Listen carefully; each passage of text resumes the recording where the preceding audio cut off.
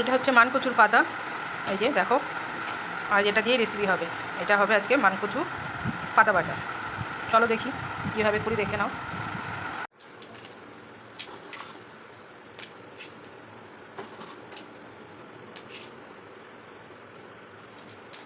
ওই যে কড়াইয়ের ভেতরে দিয়ে দিয়েছি কালো জিরে, শুকনো লঙ্কা, এবার দিয়ে দেবো কাঁচা লঙ্কা, এবার দেবো রসুন,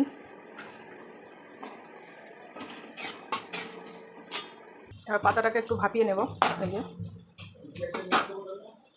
এবার এটাকে পেস্ট করে নেব মিক্সিতে।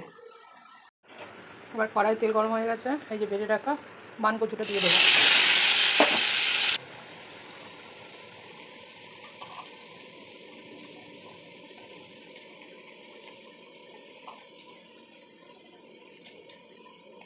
দিয়ে দেবো পাতিলেবুর রস।